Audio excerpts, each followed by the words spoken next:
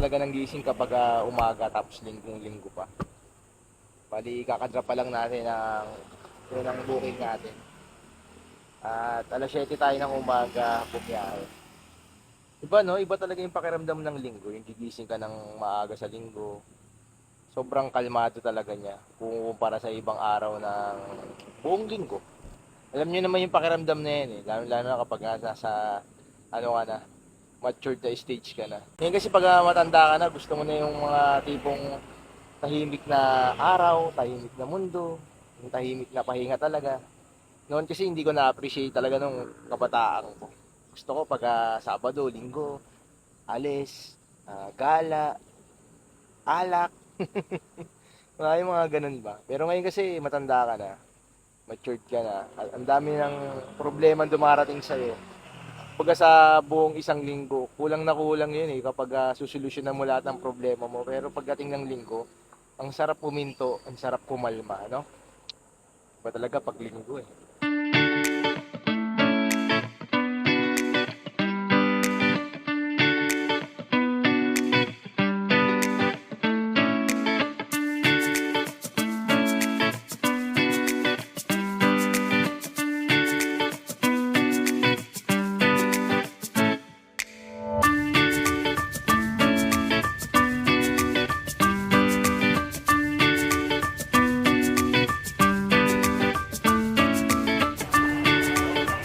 Fruits to go. Ano?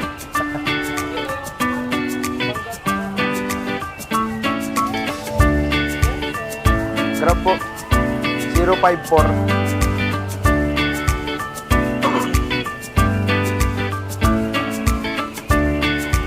Ayun. Gawa na. Okay na lahat, sir. Thank you po. Sir, just share with mo. Ito ka natin, sir. 360, sir.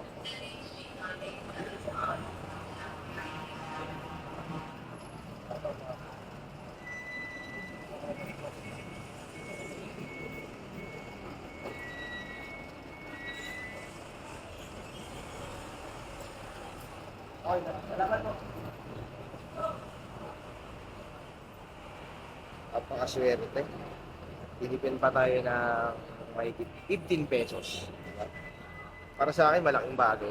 Sobrang, alam mo yun, kahit nga 5 piso, masaya na ako eh. Inisip pa kaya. Iba talaga yung pakiramdam ng linggo. Nag-vlog eh, no? Parang pag good vibes ka, ang dami mo naiisip tulad ng itong trabaho ko ngayon. Kanina nabigla rin ako sa pick-up location. Ang pinikapan ko, palengke. Laking bagay talaga ng mga delivery app. Mapa pagkain, mapa delivery, mapa MC taxi, yung mga angkas, joyride, move it.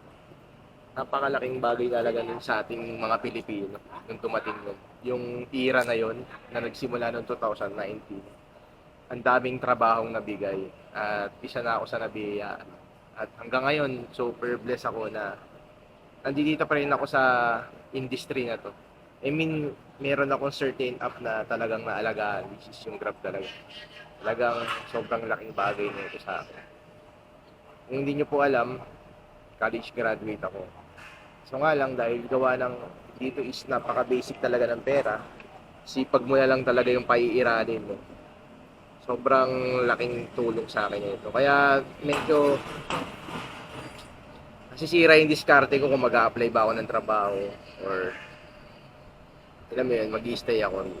Pero syempre hindi rin naman nawawala sa plano ko na mag-apply ng trabaho dahil iba pa rin.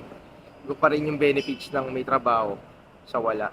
Oo, maganda yung arawan ko, pero eventually, in the long run, hindi ganun ka wise ang pagiging isang delivery rider kung meron kang career na gustong tahakin. Pero kung goods ka na rito, kontento ka na, walang problema. Basta yun na yung pakiramdam ko. Sobrang blessed lang ako. Iba yung linggo talaga eh, nakaka-good vibes talaga. Talagang ang dami mong naalala. Kahit nung habang nag-drive ako nito, papunta rito, naalala ko yung sarili ko nung kabataan ko. Ano ba yung nararamdaman ko pag tuwing linggo?